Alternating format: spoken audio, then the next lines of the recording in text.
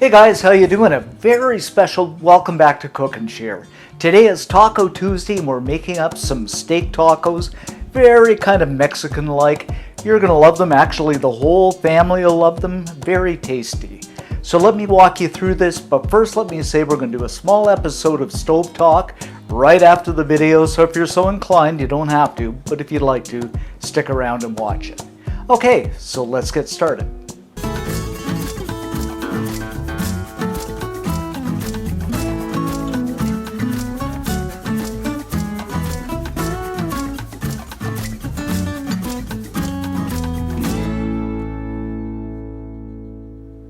Okay guys, we're going to kick off our Taco Tuesday with a blade steak, and this is a little under half a kilo, a little under a pound. You can use whatever cut you want, it really doesn't matter. Before we kick things off and prep our ingredients, I'm going to do a quick unboxing here. And I don't like doing unboxings mid-video, but you know, this company sent us some beautiful knives, so I gotta show them to you. So let's open the box and see what we have. And these knives are made by a company called Della Strong.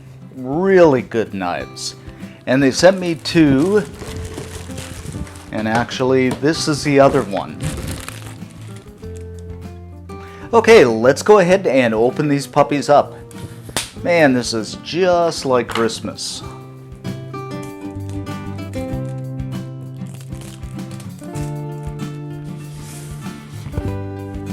And this is an herb rocking knife from their Shogun series.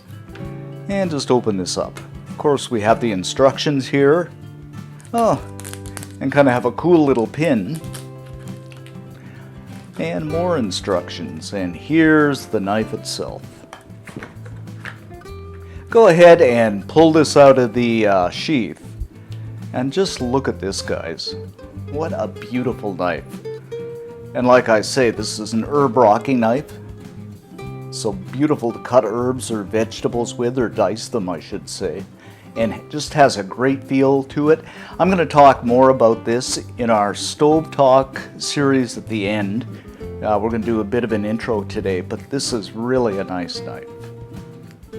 Now our next knife, which is a Santa Q knife, kind of a general purpose knife, very similar to a chef knife, and these are all Japanese knives.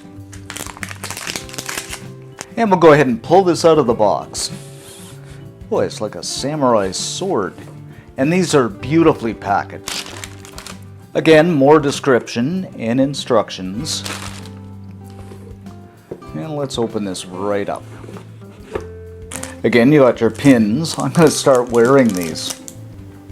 Little wiping cloth to keep the knife clean. And I should mention too, guys, this is from their Quantum series. But what a beautiful knife. And we'll just clip this back and take it out of the sheath. Wow, just look at that. And again, it's a Santa Q knife, so it's kind of a general purpose knife, very similar to a chef knife, but just has a beautiful feel to it. Again, we'll talk more about this in the Stove Talk series at the end. So let's continue on and make our tacos for Taco Tuesday. Yeah, just adding a bit of humor there. And you know what? They call me Ninja Dave. Okay, let's get our Santa Q knife, and we're going to cut the meat against the grain. You've always get a more tender piece of meat that way. Just check out how this knife cuts, and you're going to cut fairly thin. Then I'm going to cut the opposite way and cut this into bite-sized chunks. Next up, let's chop our ingredients to build the taco, and I'm going to use a rocking herb knife and a red onion. I like the red, but you can use the white, whatever you like. Followed by the tomato. You're also going to need some lime, and we're just going to go ahead and cut this into wedges. Okay, let's make the marinade for the meat, and I'm going to start with 1/3 cup of olive oil. Now the spices for the marinade, starting with 2 teaspoons of chili powder, 2 teaspoons of smoked paprika. You can use the regular, but I like the smoked. A teaspoon of cumin, half a teaspoon of pepper, half a teaspoon of salt, and half a teaspoon of garlic powder just to keep the vampires away. And of course the juice is from half a lime. Now you can use lemon or orange, just something citric. So now we're going to just stir this up until it's well combined. Add the beef into the bowl. And massage the beef until it's well coated. Now I'm not using gloves, but if you're having company or something, go ahead and use gloves. Okay, I'm going to go ahead and throw some cling wrap over this and put it in the fridge for about 15 minutes. You can do it longer if you like, even overnight, but 15 minutes is good for me. Alright guys, now the beef is marinated for a bit. I'm going to add some oil to a pan. And this is a pan over medium-high heat. And we'll just place the beef in here. Just kind of spread it around. You don't want to overcrowd the pan. Then I'm just going to fry this up in batches until it's nicely browned. And you probably want a little bit of a sear happening here.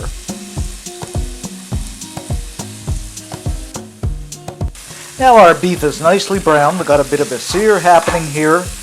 I'm just going to grab it up and set it aside on a plate.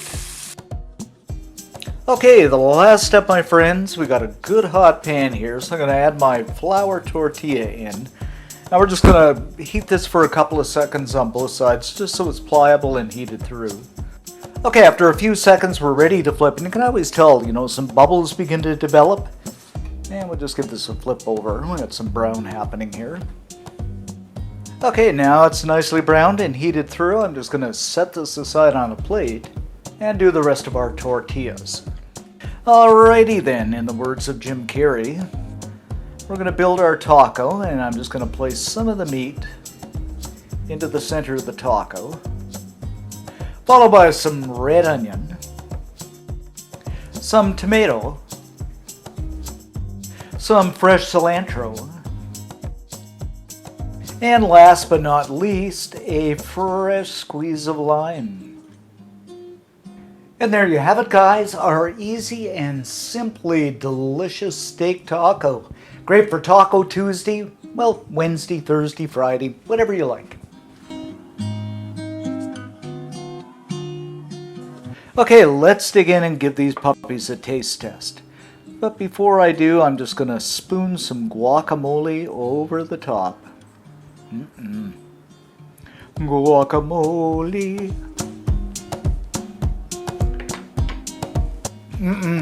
Guys, these are so good. The spices on the beef, the fresh punch of the tomatoes and onion, the guacamole. Oh, it's just so good. Believe me, the whole family's going to love this. Listen to me, I'm stuttering. I'm going to eat more of it. Hey guys, we're back, and welcome to our first episode of Stove Talk. Today is going to be kind of an all over the map type of episode because I want to talk about some issues that you've addressed and you want me to address. I'm going to finish the segment on the Del Strong knives, and we'll talk about a few other things too in episodes up and coming. The first thing, let's go to the Del Strong knives. What a beautiful knife. Now, mind you, they're not cheap, and believe me, I don't want to sell you anything you can't afford. Whatever you have in your arsenal of knives is just fine. If you want to reach out and buy one of these, by all means, go ahead. But the Santa Q knife is absolutely beautiful. Let me zero in on this with the camera if I can. And I mean, most knives, if you give them a tap on the counter, you can just hear that cling of the steel.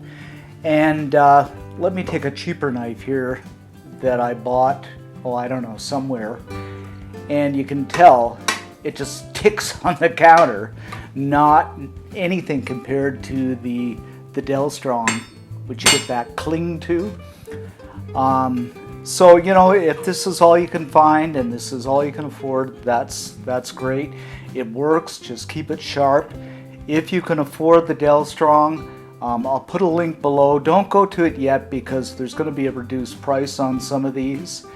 I want to mention that these knives are made to enhance the experience of cooks and barbecue specialists all over the world. They're used by over 350,000 chefs, some Michelin star chefs. Absolutely an incredible knife. They have a lifetime guarantee against any kind of flaw you can possibly think of, or your money's simply refunded. So just a great knife. And these are a hand-forged knife. And what that means is these are probably just press knives. They go through a press in the factory, and that's why they're sold cheap. This one is actually, they're taking a rod, or they take a rod, and they hammer it out by hand until they get that perfection. Then they sharpen it down. These are slow to dull, easy to sharpen, just incredible. So again, we have the Santa Q knife, which is a general purpose knife, and I hope to introduce more as the company sends more knives.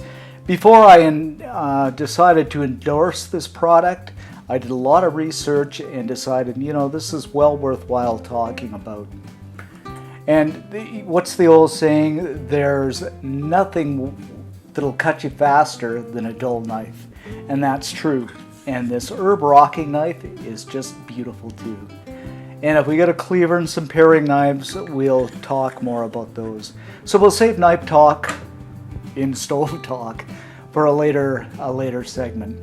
Now, some of the issues you wanted me to talk about, if you look behind me, you'll see the Christmas tree. And some people are saying, well, why did you put the tree up so early? I don't know, I'm a bit of a fanatic that way. Halloween started in September, so I put all my Halloween decorations out, lit the whole front yard up, and I do the same thing with Christmas. And come January, when New Year's rolls around, I get kind of tired of, I could say Coco made me do it, but, that's not necessarily true. And so I just, I have fun. It's kind of a hobby of mine, and I like doing stuff like that. And I know it's traditional to wait till after, Remembrance Day and stuff like that, and I'll celebrate that too. So that's one of the reasons the tree is up so early. If it were me, I'd like it to be Christmas all year round. So other things you wanted to talk about were pans. And in your culinary experience, there are a few issues, and one of the issues is your knowledge. And not that I'm claiming to be knowledgeable in everything, but, in some things. The other thing would be your tools. And you have to have a good set of tools, and you can work on that over time. And the last thing is your passion. You want to come home and say, oh, I want to cook this for dinner. This is going to be so exciting. So that we'll talk about in future episodes as well. Let me have a look at my cheat sheet here. You wanted to talk about certain meats. We can talk about that, about certain oils. And we can do a whole segment on oils, cheeses, different types of cheeses that I personally like to use. Your taste might be different as well. You have spraying oils, you have cooking oils, so on and so forth. Spices. Spices are another one that we want to talk about. You only need a certain arsenal of spices in your spice rack, but you can have some on hand. So we'll give that room for discussion as well. Diet. Diet was another one you wanted to talk about. I've lost quite a bit of weight. You wanted to talk about what my secret is. That's a whole different topic in and of itself, and something we will address. But different things work for different people. Like they say, different strokes for different folks. So what works for me might not work for you. The whole fad about the keto diet works for some people, but it's not really the diet. It's keeping to the diet and keeping the weight off. That we'll talk about in a future episode. And the last thing you mentioned, or at least I want to mention, is that I'm going to set up a separate email account. So if you want to send pictures to us about food that you've cooked or pictures of food you've cooked, we can display them and kind of do a show and tell on camera, on Stove Talk, which I think would be kind of cool.